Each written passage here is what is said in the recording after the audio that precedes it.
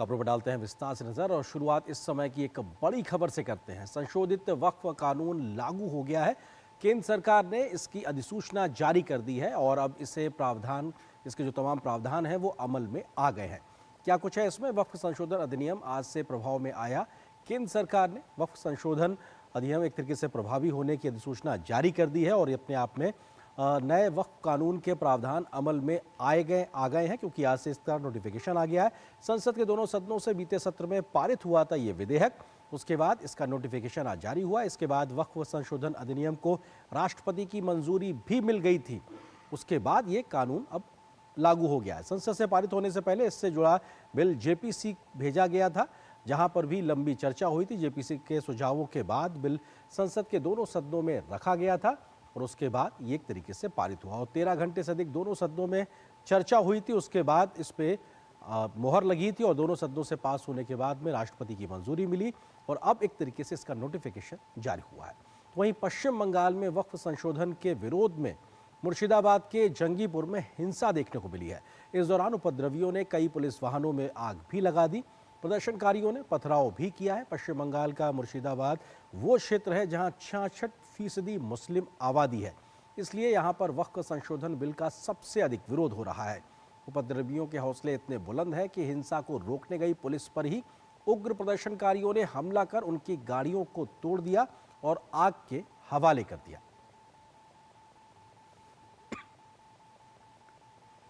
अगली खबर भी बंगाल से जुड़ी हुई। पश्चिम बंगाल की मुख्यमंत्री ममता बनर्जी की मुश्किलें बढ़ती दिखाई पड़ रही हैं। शिक्षक भर्ती घोटाले का मामला अभी शांत भी नहीं हुआ था।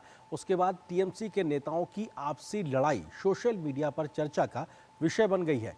टीएमसी सांसदों कल्याण बनर्जी, कीर्ति आजाद और महुआ मित्रा के बीच हुई आपसी विवाद का वीडियो आज बीजेपी नेता अमित मालवीय ने एक्स पर जारी किया तो पार्टी के अंदर मची खींचतान सतह पर आ गई है। ममता बनर्जी ने सभी गुटों से शांत रहने को कहा है, लेकिन बीजेपी इस आपसी झगड़े पर निशाना साध रही है और सीधे तौर पे कह रही है कि टीएमसी के अंदर सब कुछ ठीक नहीं चल रहा है, ये इनके आपस का एक तरीके से झगड़ा है।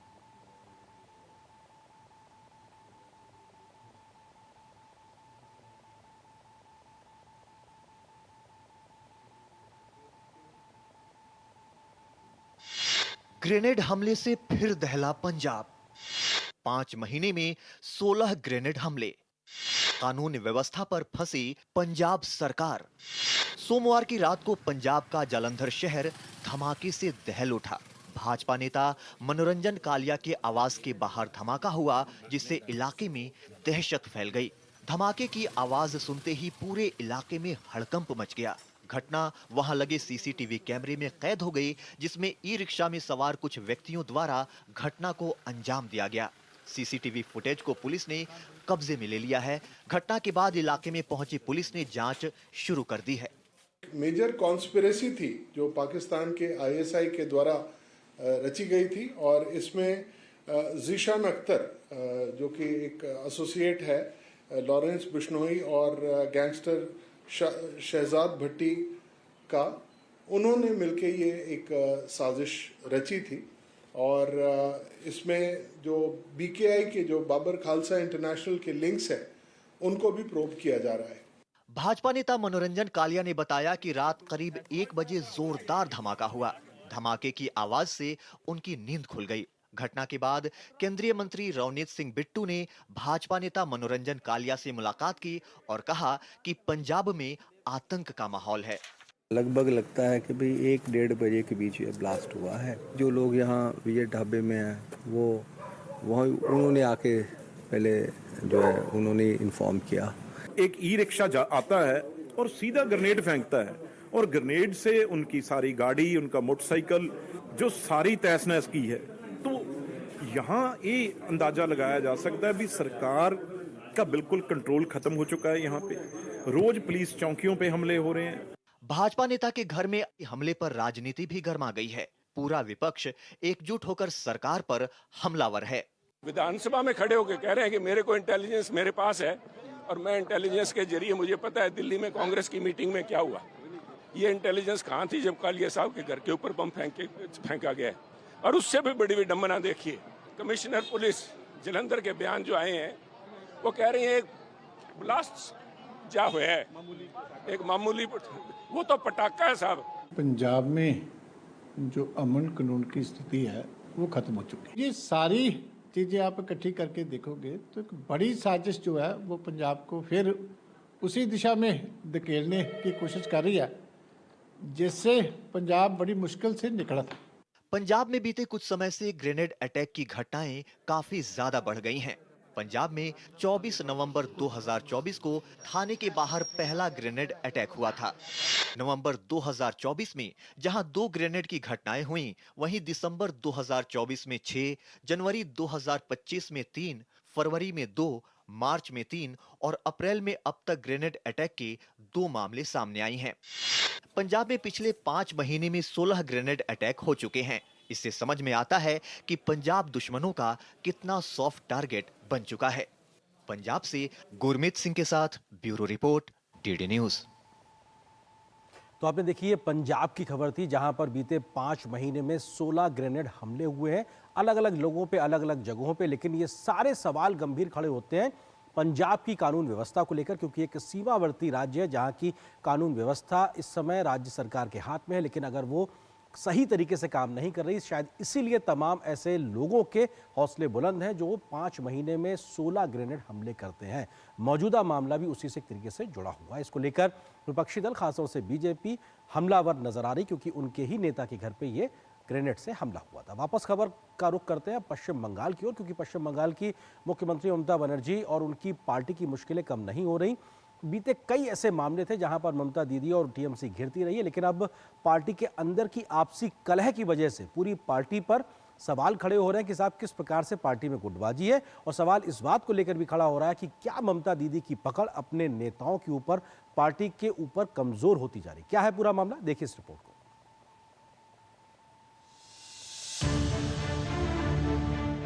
ममता बनर्जी की पार्टी तृणमूल कांग्रेस में सब कुछ ठीक नहीं चल रहा है।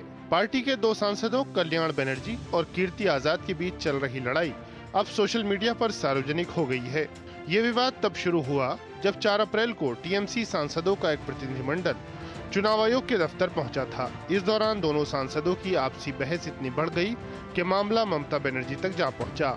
इस घटना से जुड़ा वीडियो भी सोशल मीडिया पर वायरल हो रहा है। पार्टी नेताओं का ये झगड़ा पार्टी के आंतरिक व्हाट्सएप ग्रुप में भी हुआ, जिसकी बातचीत भी सोशल मीडिया पर चर्चा का विषय बनी हुई है। भाजपा नेता अमित मालवीय ने टीएमसी सांसदों के इस आपसी झगड़े का वीडियो जारी किया है।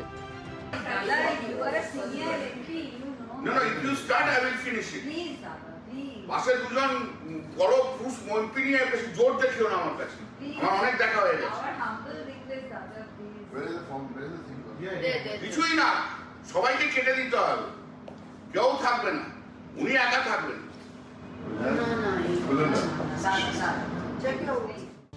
बीजेपी के शेयर किए गए चैट में कल्याण बनर्जी ने टीएमसी की एक महिला सांसद को इंटरनेशनल लेडी कहकर तंज कसा है, तो इसके जवाब में कीर्ति आजाद ने कल्याण बनर्जी को कुछ कहा, जिसके बाद कल्याण ने कीर्ति आजाद को खरी खोटी सुनाई। इसके बाद 4 अप्रैल को चुनाव आयोग को ज्ञापन देने के दिन ये आपसी झगड़ा और ज्यादा बढ़ गया, जिसमें वहां मौजूद पुलिस को बीच बचाव कराना पड़ा। इस पूरे मामले पर टीएमसी पार्टी 2 धड़ों में बटी नजर आ रही है। पार्टी के वरिष्ठ नेता सौगत राय ने कल्याण बनर्जी को चीफ व्हिप के पद से हटाने की मांग की है। I feel that Kalyan should be removed from his post of chief whip of the parliamentary party immediately, but I leave it to Mamata Banerjee's judgment. BJP नेता अमित मालवीय ने टीएमसी पर हमला बोला और कहा कि पार्टी में एकता की कमी है। कल्याण बनर्जी ने महिला सांसद को अपमानित करने की कोशिश की है। बीजेपी ने कहा कि ये पार्टी की अंदरूनी राजनीति को उजागर कर रहा है। महिला एमपी को भी नहीं छोड़ा है और ऐसे करके बात कर रहे हैं, एक सीनियर एमपी और दूसरा सीनियर एमपी को लेकर बात कर रहे हैं। तो चारों लोगों का अंदर मतलब एक हम लोग तो देखा है कि एक सीनियर एमपी ने एक एमपी का ऐसा पोल खुल रहा है। टीएमसी सांसद कल्याण बनर्जी ने घटना को स्वीकार किया है और कहा कि जब वो और पार्टी के अन्य सांसद चुनाव आयोग मुख्यालय में पार्टी का ज्ञापन देने गए थे तो तकरार हुई थी। उन्होंने इसका दोष महिला सांसद पर मढ़ा। बताया जा रहा है कि इस पूरे मामले की जानकारी टीएमसी सुप्रीमो ममता बनर्जी तक पहुंच गई है। सूत्रों के अनुसार ममता बनर्जी ने इस झगड़े पर नाराजगी जाहिर की है और सभी को शांत रहने को कहा है। ममता बनर्जी और टीएमसी पहले ही शिक्षक भर्ती घोटाले को लेकर भ्रष्टाचार के मामले में बुरी तरह घिरे हुए हैं और कई अन्य मामलों पर भी ममता सरकार की साख पर सवाल खड़े होते रहे हैं। अब पार्टी के अंदर उठ रहे आपसी झगड़ों को पार्टी पर कमजोर होती ममता की पकड़ के रूप में देखा जा रहा है। Bureau report, DD news.